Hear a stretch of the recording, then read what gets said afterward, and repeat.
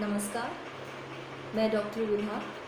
आज मैं आप लोगों को हिंदी भाषा शिक्षण के उद्देश्य के बारे में बताऊंगी। सामान्यतः हम लोग जानते हैं कि हिंदी भाषा शिक्षण के उद्देश्य विभिन्न स्तरों पे देखा जा सकता है, जैसे प्राथमिक स्तर, उच्च प्राथमिक स्तर, माध्यमिक स्तर और उच्च माध्यमिक स्तर। यानी कि विद्यालय में विभिन्न स्तरों पे हिंदी भाषा शिक्षण के उद्देश्य क्या हो सकते हैं। लेकिन यहाँ मैं सामान्य रूप से बताऊंगी कि अगर हम बात करें विद्यालय स्तर पे हिंदी भाषा शिक्षण के उद्देश्य क्या हैं, तो उसके बारे में बात करेंगे। और उसके साथ साथ हम ये भी देखेंगे कि प्रथम भाषा शिक्षण के रूप में उद्देश्य क्या होंगे और द्वितीय भाषा शिक्षण के रूप में उद्देश्य क्या होंगे। तो पहले हम यही देखते हैं कि प्रथम भाषा शिक्षण किसे कहते हैं और द्वितीय भाषा, ठीक है। तो हम देखते हैं प्रथम भाषा शिक्षण या प्रथम भाषा हम सभी को मालूम है कि प्रथम भाषा से तात्पर्य मातृभाषा से है। बालक जिस भाषा को अनुकरण के माध्यम से अपने घर में, अपने आस पड़ोस के परिवेश से, समाज से सीखता है, उसे हम प्रथम भाषा शिक्षण कहते हैं। और द्वितीय भाषा उस भाषा को कहते हैं जो कहीं न कहीं हमारे घर से बाहर की भाषा है, जो विद्यालय की भाषा भी हो सकती है। विद्यालय के अलावा कुछ ऐसी भाषा है जो अन्य देश की भाषा हो सकती है, दूसरे राज्य की भाषा हो सकती है। तो कहीं न कहीं द्वितीय भाषा शिक्षण अनुकरण के माध्यम से नहीं, व्याकरणिक नियमों का ज्ञान करके प्राप्त किया जाता है। जबकि प्रथम भाषा शिक्षण में हम अनुकरण के माध्यम से भाषा को सीखते हैं और बाद की कक्षाओं में हम उसके सैद्धांतिक या व्याकरणिक ज्ञान को जानते हैं। लेकिन द्वितीय भाषा शिक्षण में हम पहले सिद्धांत को, व्याकरण को, नियम को समझते हैं और उन्हीं सिद्धांत, व्याकरण और नियम का प्रयोग करके द्वितीय भाषा को बोलना और लिखना सीखते हैं। तो यहाँ हम देखेंगे पहले कि प्रथम भाषा शिक्षण के रूप में हिंदी भाषा शिक्षण के क्या उद्देश्य होंगे, जिसमें हम देखते हैं कि हिंदी भाषा शिक्षण के उद्देश्य में पहला ज्ञानात्मक उद्देश्य, दूसरा बोधात्मक उद्देश्य, तीसरा रसात्मक एवं समीक्षात्मक उद्देश्य, चौथा सृजनात्मक उद्देश्य, पांचवा अभिवृत्तात्मक उद्देश्य।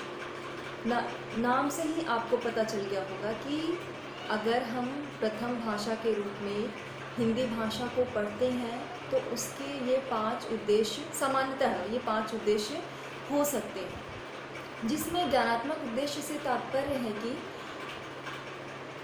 कहीं न कहीं साहित्य का ज्ञान प्रदान करना, विभिन्न विधाओं के बारे में ज्ञान प्रदान करना, व्याकरण के नियमों का ज्ञान प्रदान करना। यानी यहाँ पर हम कॉग्निटिव लेवल को डेवलप करने की बात कर रहे हैं, हम ज्ञानात्मक पक्ष को विकसित करने की बात कर रहे हैं कि हिंदी भाषा में जो भी चीज़ें हैं उन सभी चीज़ों का ज्ञान प्रदान करना। वो साहित्यिक भी हो सकता है, वो व्याकरणिक भी हो सकता है, विभिन्न विधाओं के बारे में भी हो सकता है, साहित्य के इतिहास के बारे में ज्ञान प्रदान करना हो सकता है, व्याकरण के अंतर्गत जितने भी प्रकरण हैं उसके बारे में ज्ञान प्रदान करना हो सकता है। यानी कि यहाँ पे ज्ञानात्मक पक्ष को विकसित करने की बात की जा रही है।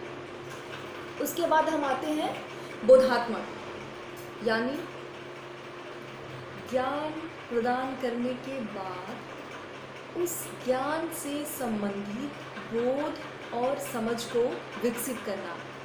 यानी जब हम किसी चीज़ के बारे में ज्ञान प्रदान कह सकते हैं तथ्यात्मक सूचना प्राप्त करते हैं, तो क्या उस सूचना के प्रति हमारे अंदर बोध विकसित हो रही है। तो कहीं न कहीं ये दूसरा उद्देश्य है कि बोध, यानी कि साहित्य के अंतर्गत जो विभिन्न विधाएं हैं उसके बारे में समझ विकसित करना। जो व्याकरणिक नियम है कि संज्ञा किसे कहते हैं, वो परिभाषा याद करने के साथ साथ उसका बोध विकसित करके उसके उदाहरण को पहचानना या उसको व्यवहारिक रूप में व्यवहारित कर पाना बोध के अंतर्गत आता है। फिर बात करते हैं कि विभिन्न गद्य, पद्य या काव्य जो भी पाठ हैं उस पाठ में दिए गए विचार, भाव, अभिव्यक्ति के बारे में बोध विकसित करना या समझ विकसित करना। फिर तीसरे उद्देश्य में आते हैं रसात्मक और समीक्षात्मक उद्देश्य। तो कहीं न कहीं रसात्मक उद्देश्य को अगर हम ध्यान में रखें तो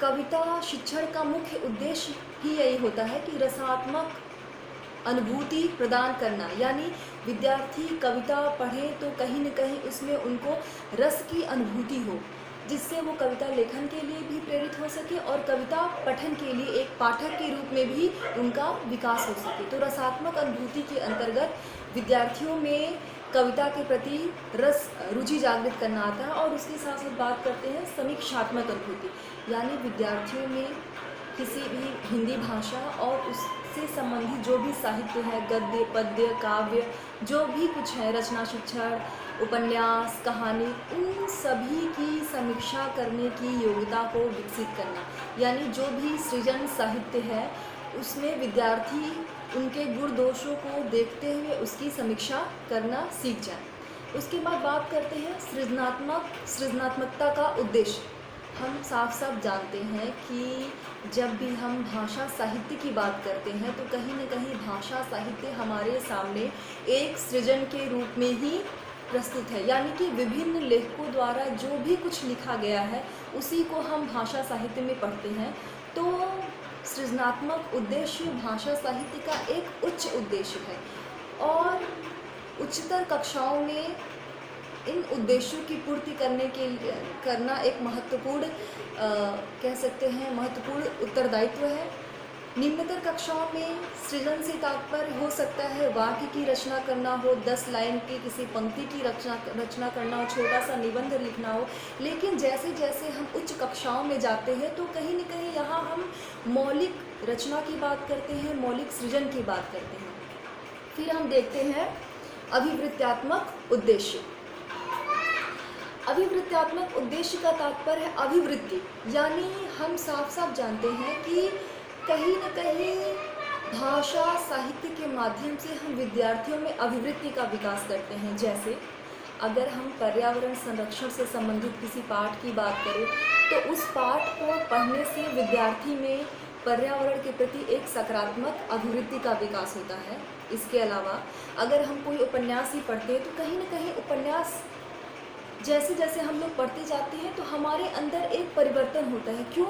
वो परिवर्तन इसलिए होता है कि हम एक ज्ञानात्मक रूप से जब हम अपनी बुद्धि के साथ अपने हृदय को साथ लेते चलते हैं तो जो हमारी अभिवृत्ति है वो भी परिमार्जित होती चलती है। तो ये एक मुख्य रूप से माना जाता है और एनसीईआरटी में भी लिखा हुआ है, शिक्षा उद्देश्य के अंतर्गत लिखा हुआ है कि मूल्यों को विकसित करना। तो भाषा साहित्य के माध्यम से हम विद्यार्थियों में अभिवृत्ति का विकास कर सकते हैं।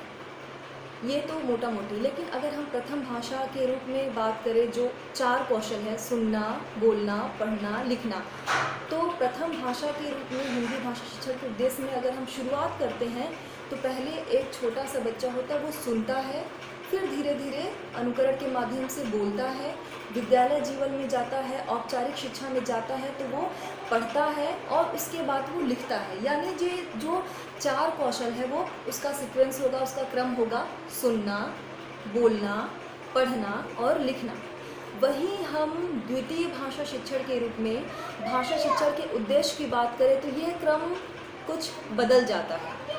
जैसे हम अगर कोई दूसरी भाषा सीखते हैं तो पहले हम उसको सुनते हैं, ठीक है, उसके बाद हम उसको तुरंत बोलने नहीं लग जाते हैं, उसको हम पढ़ते हैं, पढ़ने के बाद हम उसको, यानी कि हमारा जो 4 सीक्वेंस है वो द्वितीय भाषा शिक्षण में नहीं होता। हम किसी भी द्वितीय भाषा शिक्षण में हम किसी भी भाषा को अगर सीखते हैं तो पहले हम उसके सैद्धांतिक ज्ञान को जानते हैं, उसको समझते हैं, पढ़ते हैं, फिर हम उसके व्याकरण और नियम का प्रयोग करके उसको बोलना सीखते हैं, बोलते हैं। यानी ये जो बोलने वाला क्रम हमारा दूसरे नंबर पे है वो सबसे लास्ट में हो जाता है। तो द्वितीय भाषा शिक्षण के उद्देश्य प्रथम भाषा शिक्षण के उद्देश्य से बिल्कुल अलग है। हाँ, ये हो सकता है कि एक विद्यार्थी शुरुआत की कक्षाओं में अंग्रेजी को द्वितीय भाषा शिक्षण के रूप में सीखे और एक समय आए जब वो उच्चतर कक्षा में जाए, उच्च शिक्षा में जाए, तो वहाँ वो द्वितीय भाषा उसके लिए प्रथम भाषा हो जाए। यानी वो 4 कौशल में निपुणता हासिल कर लेता है और एक समय आता है कि फिर अब वो प्रथम भाषा के रूप में उस भाषा को पढ़ने लगता है, उसमें वो रसास्वाद का अनुभव करता है, उसमें वो सृजनात्मक साहित्य का सृजन कर सकता है, उसको उस भाषा के ज्ञान को प्राप्त कर सकता है, उसकी बोध को विकसित हो सकता है। पर ये तभी होगा जब वो द्वितीय भाषा के रूप में 4 कौशल में निपुणता हासिल कर लेगा। धन्यवाद।